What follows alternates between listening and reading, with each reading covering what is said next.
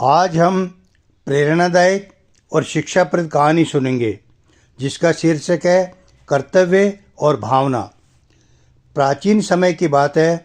चीन में एक धनवान व्यक्ति रहता था। उसका व्यवसाय था भेड़ पालन करना।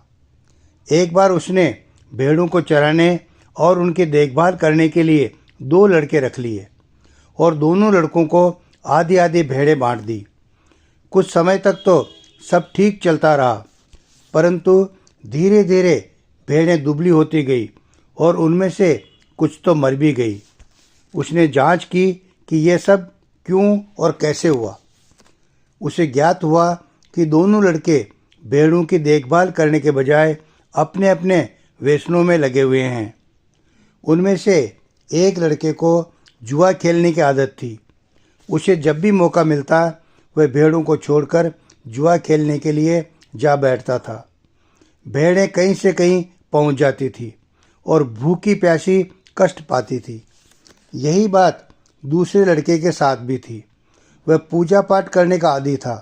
वह पूजा पाठ करता था और भेड़ों पर ध्यान नहीं देता था। दोनों लड़के कर्तव्य पालन की उपेक्षा करते हुए पकड़े गए। उन्हें न्यायाधीश के सामने प्रस्तुत किया गया।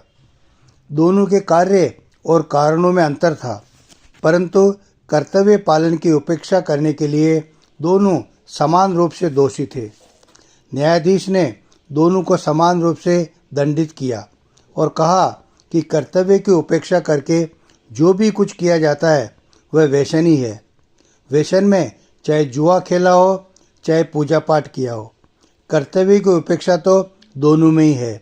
इसलिए वे दोनों ही समान रूप से दंड के भागी हैं। इस कहानी से हमें यह शिक्षा मिलती है कि कर्तव्य भावना से बड़ा होता है। कर्तव्य की उपेक्षा करके दूसरा कोई भी कार्य किया जाए, चाहे वह कितने भी अच्छा क्यों न हो, वैसा नहीं माना जाएगा।